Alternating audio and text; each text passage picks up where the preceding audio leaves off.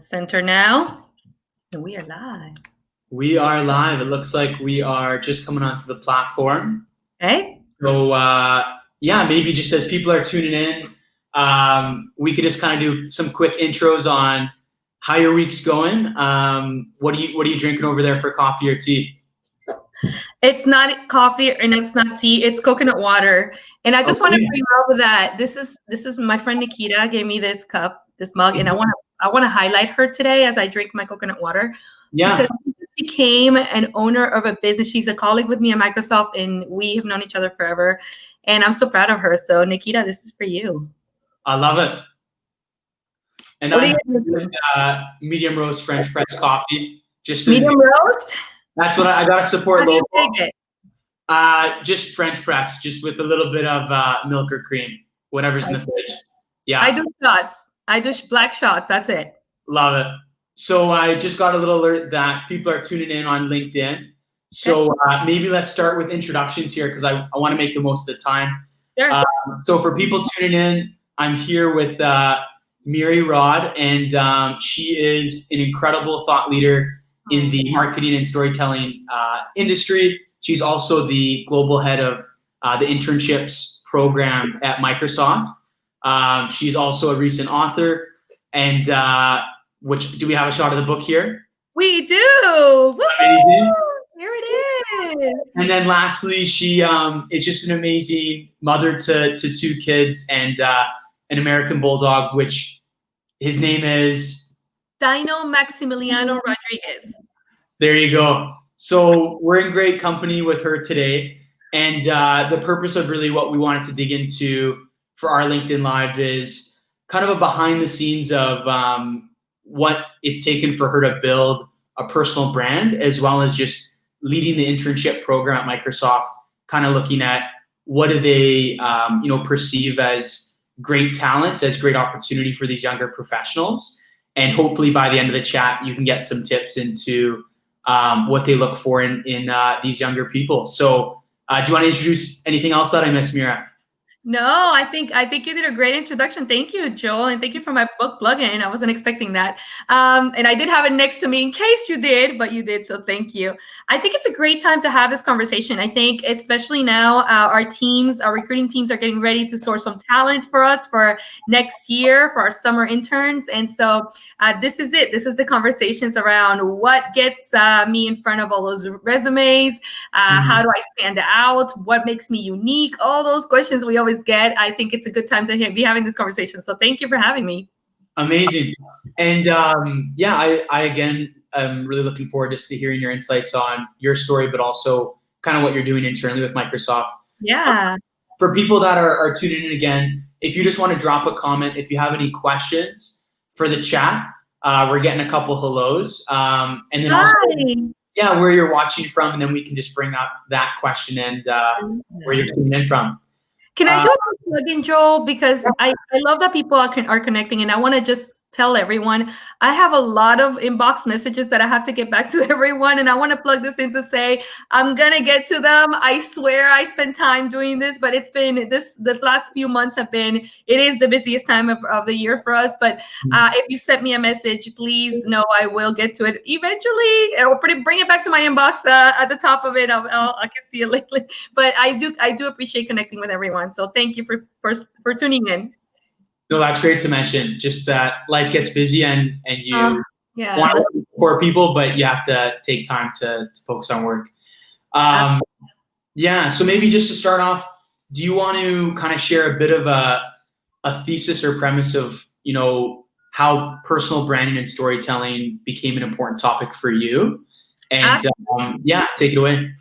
Yeah, for me, it really became a platform to have a voice and to be able to tell my story. In fact, I don't know that if I wouldn't have made that choice to build my brand, I don't know I would be here today. Honestly, I don't know that I would be where I am.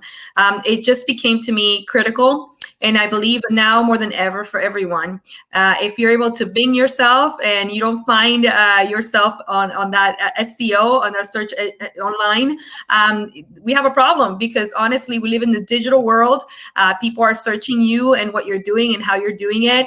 A resume is really just the basic point. Everything else is really built into your story, who you are, your passions, and what you care about, and your core values. It all plays in as a story. And so if you're not building your brand, somebody else is building it for you, and it may not be what you want. So it's really taking charge of your life. It's really taking charge of your presence, your digital presence, and ultimately where you want that brand to go. So you get to dictate that if you take ownership of it. And for me, it was that decision that I had to make to say, where do I want to go and why? It involved a system of creating my set values, my core values, creating who I was going to be and aspirations for it, because that was definitely not there. And then really working just like you would build any brand, working to market it, working to align my messaging, working to tell that story consistently. And I actually just put on Instagram a couple of days ago that for the first time, I actually looked myself up on Bing, and I found that my website was the first results. Wow. And I've never had to pay for SEO ever. And so it works. It works if you take time and dedication and you are intentional. It works for your career. It works for who you are and the legacy you're going to leave. Awesome words there. And in terms of like when that hit you in your life or career, do you have like an age or a time that was? I sure do. I tell this story a lot. It happened when I actually started at Microsoft about 8 years ago, and it was the decision that I had to make. I have a backstory. We won't get into that, but it was really a moment of reckoning for me, of understanding. I had lived my life to this point of just nonchalantly kind of like, okay, I have a house, I have a job. I am not really using or leveraging my story, my origin story, to actually drive my values and my brand and connect with people with a mission, give myself a purpose. And so it was a decision I had to make. What is my purpose? Define that, define my voice, define my audience, and really go at it as you would with any brand, right? Any brand exists and it has an origin story. It has a purpose and a mission. And so you do the same for yourself. And when you do that, you literally give yourself purpose. And so that was a defining moment with me. And so it has been a trajectory in tandem with my Microsoft career, which also has served as a great platform for me. Amazing. And just to kind of maybe turn some action items for the viewers, like if a student or younger professional is applying to work at Microsoft or anywhere in life, what would be some points for them to keep in mind, you know, kind of re-evaluating their SEO or their LinkedIn profile? Yeah, you know, I would say at Microsoft, especially because we are looking so much for diverse talent, that is absolutely our mission, to bring that diversity and continue bringing that diversity. For us, it's really understanding what that looks like. So if you're able to define yourself and your story in a way that translates those core values to us as it aligns to the Microsoft core values, then you are fit culturally, right? Because we get it. If you're able to say, for example, for me, how I empowered myself in my own story, and empowerment is a key word in our at Microsoft, as you know, it is what we do. We empower every person and organization on the planet, and I can talk through that and say, I know what empowerment looks like. I have empowered myself this way. I can tell, you know, I can tell how I've used that word actively in my life, in my origin story. Then we, you know, that brings the value that we're looking at and going, wow, this person belongs here. They're a part of this. They understand the core values. They align to our mission as well. And so it is interesting to think about what are your core values and how that aligns to the company that you want to work for. Are you really tuned into that mission? Because if you're not, then why would you even want to work there, right? Well said. And have you seen, I guess, the trend since you've been there, the 8 years, the way that kind of applicants bring their resume to life? I'm assuming you have some fun stories with those, but have you seen a trend with the way that there's been more of a focus on that value alignment and storytelling versus, say, the resume itself? Or how could you speak to that? Yeah, so I don't personally see the resumes because I lead the program where our interns actually come in. But we have a great recruiting team and they see lots of resumes, and we do hear stories. And our intern candidate and our candidates get very creative, and I appreciate that. There's videos, there's content that they create. There's 30, 60-day plans. So there's a lot of different ways that they can look at themselves and go, this is how I add value to a company like Microsoft.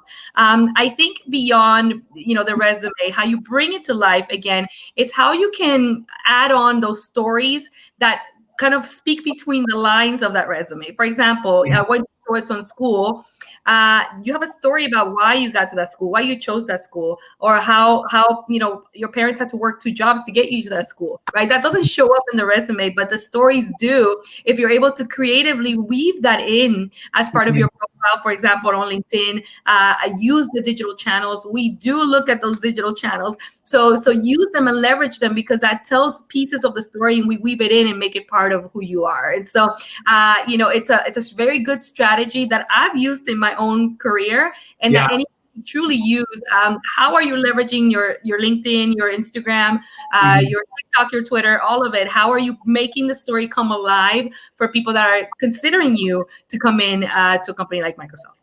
Awesome. Thanks for sharing those insights internally.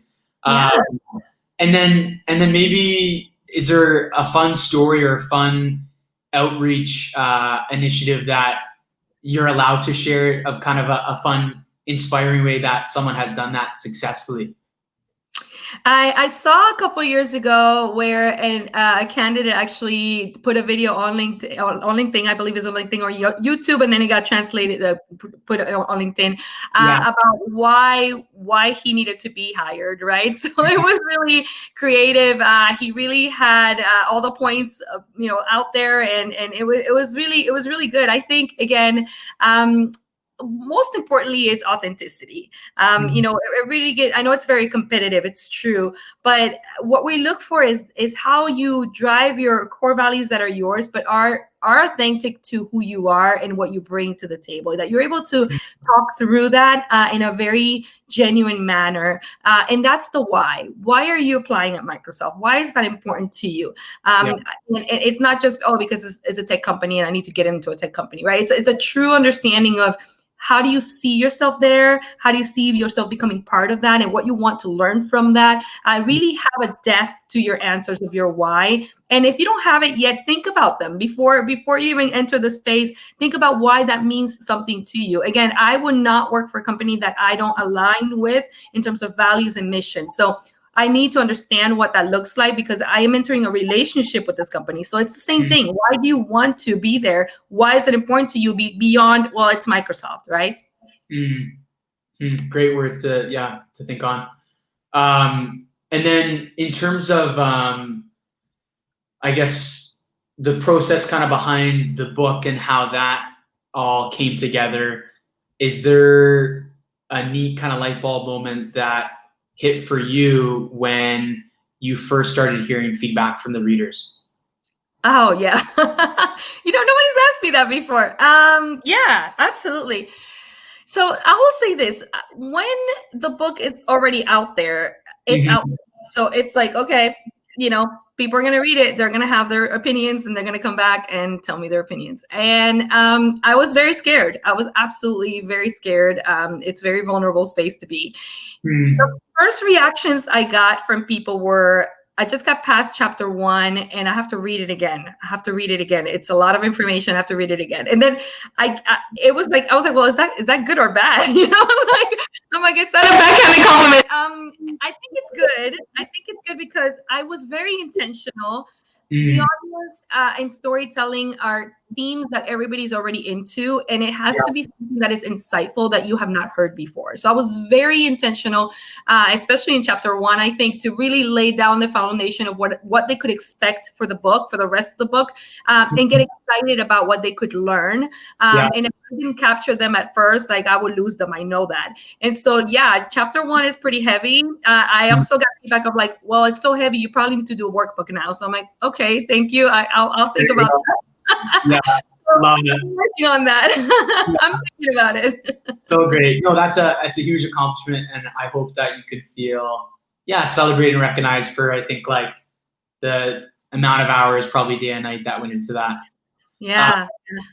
A fun question I had to run by you. Hopefully, this is valuable for the listeners. Is I've been thinking a lot on the skills and character it takes to build something while you do a job, or doing it in spite of a job under an employer. And I'm curious, is there any advice or tips you have for that? And when you see that story, as long as they can connect those values and those that mission alignment, is it the same, or is it really dependent on the brand that they're applying to?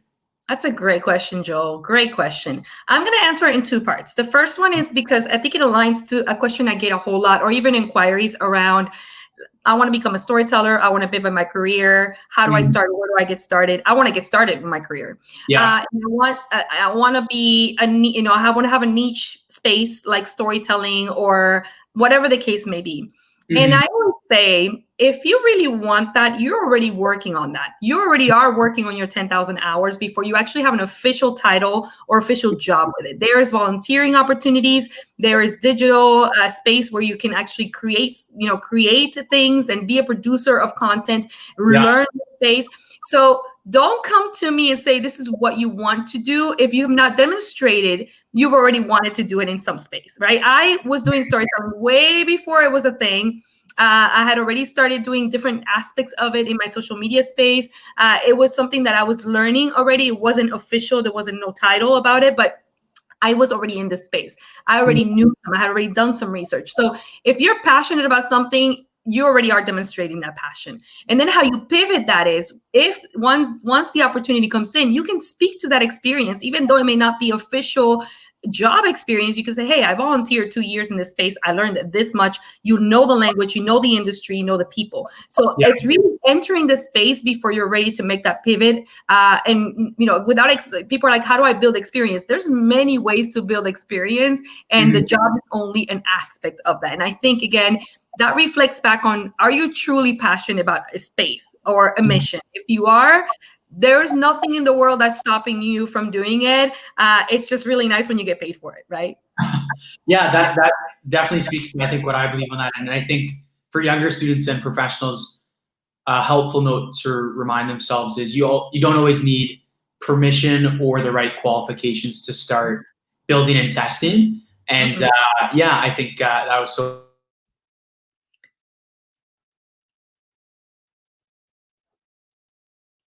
Maybe just to kind of close up here with some final items, can you share a bit about the application that's recently opened within your team at Microsoft, and how people can learn more about it or connect with the team? Yeah, many applications actually. So we just started our recruiting season here at Microsoft. And so for next summer, we're taking all the interns for next summer, the class of 21. And so this is the time to go to Microsoft Careers and students and get out there and see by location. So it is a global opportunity. It is also an international opportunity. So you're welcome to apply from anywhere in the world where you might find something that matches your skill sets or where you want to learn. In your qualifications. So we are entering that space now. We also have a LinkedIn group teams for our recruiting team where we actually share a lot of resources there. We have past candidates, past interns. We have our recruiting team sharing information on how to interview, what technical interviews look like, what a business interview look like. So there's a lot of information that they can leverage there, a lot of resources. So you can probably share this at the end of the live, but this is the time, this is the season. Get your resume ready and get your LinkedIn profile ready, and all your other channels, your brand and your story as well. Awesome. And then if people want to connect with you or stay in touch with your content, where do you advise they kind of go? Yeah, I would normally say ping me on LinkedIn. Right now, I am so backed up. So LinkedIn works. It does. I honestly, if you know me, you know that you will get a response from me. If not on LinkedIn, MiriRod.com is my website. You have a chance to email me there, and I have a team that helps out. So I'm not, I promise you, I'll get back to you soon. Awesome. And then just to close before we end the live, is there one kind of sentence or point of encouragement you want to leave with people that are kind of navigating this unique time? Absolutely, absolutely. I want to say this for everyone, but I want to have a special focus on women and women in tech, because building your brand for women, it becomes a bigger amplification of voice and who you are and your legacy. So for everyone, the message is take time to build your brand and tell your story, understand your core values and share that. Nobody will do that better than you. Not your mom, not your boss, nobody. You get to speak about that, and you have the space and you have the resources, because we live in a digital space today. For women specifically, it is even more critical. We are socially shy to share accomplishments. We're socially shy to talk about what we've done. There's a million women out there doing great things, and we don't know about it because we don't talk about it. So tell your story. Don't be shy. Be bold. And the more we learn about you, the better chances you have to get that voice amplified and create yourself a bigger platform. I love that. Thanks so much for taking the time to share that last point, and then of course joining us. I know you have a very busy schedule, and so I just wanted to say thanks for tuning in. Thank you for having me, Joel. This is very nice. Thank you. Definitely. So we'll close off the live here, and then maybe